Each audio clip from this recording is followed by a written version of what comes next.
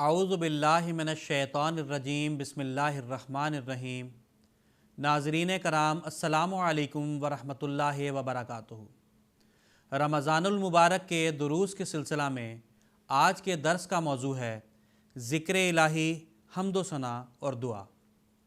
اللہ تعالیٰ قرآن مجید میں فرماتا ہے وَإِذَا سَأَلَكَ عِبَادِي عَنِّي فَإِنِّي قَرِيبٌ أُجِيبُ دَعْوَةَ الدَّاعِ إِذَا دَعَانِ فَلْيَسْتَجِیبُوا لِی وَلْیُؤْمِنُوا بِی لَعَلَّهُمْ یرشدون۔ سورہ بقرہ آیت نمبر 187۔ یعنی اور جب میرے بندے تجھ سے میرے متعلق سوال کریں تو یقیناً میں قریب ہوں، میں دعا کرنے والے کی دعا کا جواب دیتا ہوں جب مجھے پکارتا ہے، بس چاہیے کہ وہ میری بات پر لبیک کہیں اور مجھ پر ایمان لائیں تاکہ وہ ہدایت پائیں۔ حدیث شریف میں آتا ہے ذاکر اللہ فی رمضان یغفر لہ وسائر اللہ فیہ لا یخیب۔ یعنی آپ صلی اللہ علیہ وسلم نے فرمایا کہ رمضان میں اللہ تعالیٰ کا ذکر کرنے والا بخشا جاتا ہے اور اس مہینے میں اللہ تعالیٰ سے دعا کرنے والا نامراد نہیں رہتا۔ اللہ تعالیٰ نے روزوں کے حکم کے ساتھ استجابت دعا کے مضمون پر مشتمل اس آیت کو رکھ کر اس طرف توجہ دلائی ہے کہ یہ مہینہ خاص بخشش اور قبولیت دعا کا مہینہ ہے، اس لیے اس میں خالص ہوتے ہوئے اس مہینے کی قدر کو پہچانتے ہوئے میری طرف آؤ تاکہ میں پہلے سے بڑھ کر تمہاری دعاؤں کو قبول کروں۔ بیان کیا جاتا ہے کہ الدعاء هو العبادۃ والعبادۃ ہی الدعاء، یعنی دعا عبادت ہے اور عبادت دعا ہی کی صورت ہے۔ حضرت عائشہ رضی اللہ عنہا سے روایت ہے کہ رسول اللہ صلی اللہ علیہ وسلم اپنے تمام اوقات میں اللہ تعالیٰ کے ذکر میں مصروف رہا کرتے تھے۔ مسلم باب ذکر اللہ۔ ایک اور موقع پر نبی کریم صلی اللہ علیہ وسلم نے فرمایا اللہ عز و جل فرماتا ہے کہ میں اپنے بندے کے ساتھ ہوتا ہوں جب میرا ذکر کرنے کے لیے اپنے ہونٹ ہلاتا ہے۔ ابن ماجہ کتاب الادب۔ حضرت عبداللہ بن بسر رضی اللہ عنہ سے روایت ہے کہ ایک شخص نے عرض کیا یا رسول اللہ، اسلام کے فرائض و احکام مجھ پر بہت ہیں، کوئی ایسی چیز مجھے بتائیں کہ میں اسے مضبوطی سے پکڑ لوں۔ آپ صلی اللہ علیہ وسلم نے فرمایا اپنی زبان ہمیشہ ذکر الہی سے تر رکھو۔ ترمذی کتاب الدعوات۔ ایک موقع پر رسول اللہ صلی اللہ علیہ وسلم سے پوچھا گیا کہ قیامت کے دن اللہ تعالیٰ کے حضور کون سے لوگ درجہ کے لحاظ سے سب سے بہتر ہوں گے؟ آپ صلی اللہ علیہ وسلم نے فرمایا اللہ تعالیٰ کا کثرت سے ذکر کرنے والے۔ ترمذی کتاب الدعوات۔ ایک اور موقع پر ایک شخص نے سوال کیا کہ کون سا جہاد اجر کے لحاظ سے بڑا ہے؟ آپ صلی اللہ علیہ وسلم نے فرمایا وہ جس میں کثرت سے اللہ تعالیٰ کا ذکر کیا جاتا ہو۔ پھر اس شخص نے پوچھا روزہ داروں میں سے اجر کے لحاظ سے کن کو فوقیت حاصل ہے؟ آپ صلی اللہ علیہ وسلم نے فرمایا ان میں سے جو کثرت سے اللہ تعالیٰ کا ذکر کرنے والے ہیں۔ پھر اسی طرح نماز، زکوٰۃ، حج اور صدقات کرنے والوں کے متعلق پوچھا گیا تو آپ صلی اللہ علیہ وسلم نے فرمایا کہ انہی کو فوقیت حاصل ہے جو ان میں سے کثرت سے ذکر الہی کرنے والے ہیں۔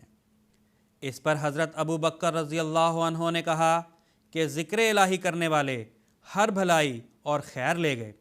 رسول اللہ صلی اللہ علیہ وسلم نے فرمایا ہاں اسی طرح ہے۔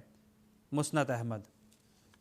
نبی کریم صلی اللہ علیہ وسلم نے فرمایا رب اپنے بندے کے سب سے زیادہ قریب رات کے آخری حصہ میں ہوتا ہے۔ اگر تمہیں اس گھڑی میں اللہ تعالیٰ کا ذکر کرنے کی استطاعت ہو تو ضرور کیا کرو۔ ترمذی کتاب الدعوات۔ حضرت ابو ہریرہ رضی اللہ عنہ سے روایت ہے کہ رسول اللہ صلی اللہ علیہ وسلم نے بیان فرمایا تین شخص ایسے ہیں جن کی دعا رد نہیں کی جاتی، روزہ دار کی دعا یہاں تک کہ وہ افطار کر لے، امام عادل کی دعا اور مظلوم کی دعا۔ ترمذی کتاب الدعوات۔ ایک روایت میں ہے کہ نبی کریم صلی اللہ علیہ وسلم نے فرمایا روزہ دار کے افطار کے وقت کی دعا ایسی ہوتی ہے کہ وہ رد نہیں کی جاتی۔ ابن ماجہ کتاب الصیام۔ حضرت عبادہ بن صامت رضی اللہ عنہ نے بیان کیا کہ جب رمضان آ جاتا تو رسول اللہ صلی اللہ علیہ وسلم ہمیں یہ دعا سکھایا کرتے تھے کہ اللہم سلمنی من رمضانہ وسلم رمضانہ لی وتسلمہ منی متقبلا، یعنی اے اللہ مجھے رمضان میں سلامتی سے رکھ اور رمضان کو بھی میرے لیے سلامتی کا موجب بنا اور اسے مجھ سے قبول فرما لے۔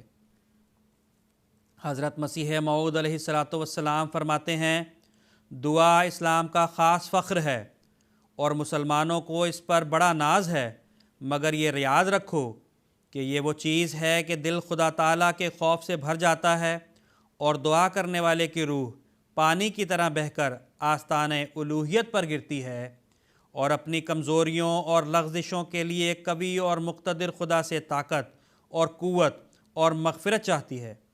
دوسرے الفاظ میں اس کو موت کہہ سکتے ہیں۔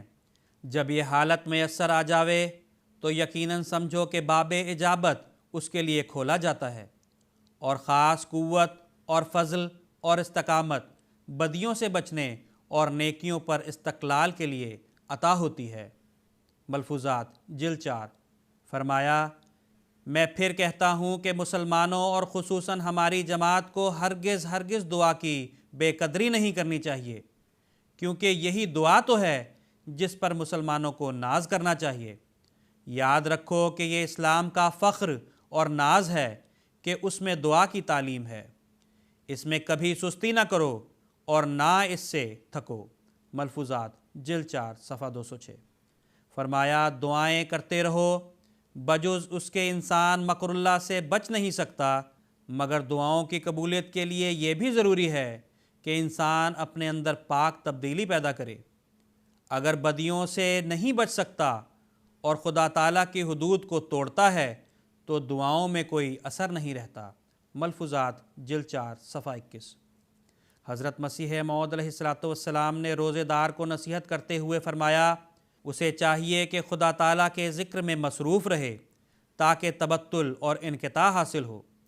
جو لوگ محض خدا کے لیے روزے رکھتے ہیں اور نرے رسم کے طور پر نہیں رکھتے، انہیں چاہیے کہ اللہ تعالیٰ کی حمد اور تسبیح اور تہلیل میں لگے رہیں۔ ملفوظات جلد 5 صفحہ 102۔ حضرت خلیفۃ المسیح الخامس ایدہ اللہ تعالیٰ بنصرہ العزیز فرماتے ہیں اپنے ذہنوں کو پاک رکھنے کے لیے ذکر الہی ضروری ہے۔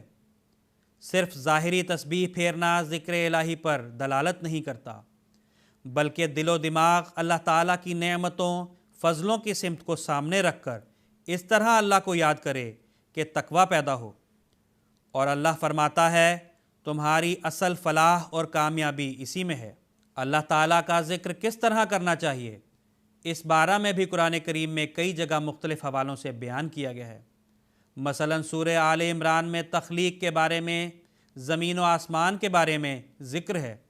اللہ تعالیٰ فرماتا ہے الذین یذکرون اللہ قیاما وقعودا وعلی جنوبہم ویتفکرون فی خلق السماوات والارض ربنا ما خلقت ھذا باطلا سبحانک فقنا عذاب النار۔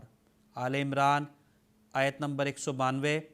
یعنی وہ لوگ جو اللہ کو یاد کرتے ہیں کھڑے ہوئے بھی اور بیٹھے ہوئے بھی اور اپنے پہلوؤں کے بل بھی، اور آسمانوں اور زمین کی پیدائش میں غور و فکر کرتے رہتے ہیں اور بے ساختہ کہتے ہیں کہ اے ہمارے رب تو نے کسی چیز کو بھی بے مقصد پیدا نہیں کیا، پاک ہے تو، پس ہمیں آگ کے عذاب سے بچا۔ پس ذکر الہی اس طرح ہونا چاہیے کہ ہر وقت خدا یاد رہے۔ یہ دعا ہمیشہ کرنی چاہیے کہ اے اللہ ہم ہمیشہ تیرے عبادت گزار اور ذکر کرنے والے رہیں، تاکہ دین و دنیا میں بھی ذلیل اور رسوا نہ ہوں اور آخرت کے عذاب سے بھی بچے رہیں۔ ایک احمدی کو ہمیشہ یاد رکھنا چاہیے کہ جب زمانہ کے امام کو ہم نے مانا ہے تو پھر ہمارے ہر کام میں برکت تبھی پڑے گی، ترقی تبھی ملے گی جب خدا تعالیٰ کا ذکر بھی رہے اور ان شرائط کی پابندی بھی رہے جو اللہ تعالیٰ نے فرمائی ہیں۔ خطبات مسرور جلد 6 صفحہ 398 399۔ آپ مزید فرماتے ہیں ہمیں صبح و شام اللہ کے ذکر میں مشغول رہنے اور اس کے حکموں پر عمل کرتے ہوئے اپنی زندگی گزارنے کی کوشش کرنی چاہیے۔ جیسا کہ حضرت مسیح موعود علیہ السلام نے فرمایا ہے کہ ہمارے دن ڈرتے ڈرتے بسر ہونے چاہیے، یعنی یہ فکر ہو کہ اللہ ہماری کسی زیادتی کی وجہ سے ہم سے ناراض نہ ہو جائے، اور جب یہ فکر ہوگی تو یقیناً اللہ تعالیٰ کا خوف بھی دل میں رہے گا اور اس کی یاد بھی دل میں رہے گی، اس کا ذکر بھی زبان پر رہے گا اور اس کے احکام پر عمل کرنے کی کوشش بھی رہے گی۔ پھر آپ علیہ السلام نے فرمایا ہے، تمہاری راتیں بھی اس بات کی گواہی دیں کہ تم نے تقویٰ سے رات بسر کی۔ بس ہر احمدی کو ہر وقت یہ بات ذہن میں رکھنی چاہیے کہ اس کے دل کا اطمینان اللہ تعالیٰ کے حکم پر عمل کرتے ہوئے اور اللہ کے ذکر میں ہی ہے۔ اللہ تعالیٰ یہ ضمانت دیتا ہے کہ میرا ذکر کرنے والوں کو، حقیقی طور پر میرا ذکر کرنے والوں کو، ان حکموں پر عمل کرنے والوں کو میں اطمینان قلب دوں گا، دل کو چین اور سکون ملے گا۔ جیسا کہ فرمایا، الا بذکر اللہ تطمئن القلوب، سورہ رعد آیت نمبر 29، یعنی سمجھ لو کہ اللہ کی یاد سے ہی دل اطمینان پاتے ہیں۔ خطبات مسرور جلد 4 صفحہ 223 224۔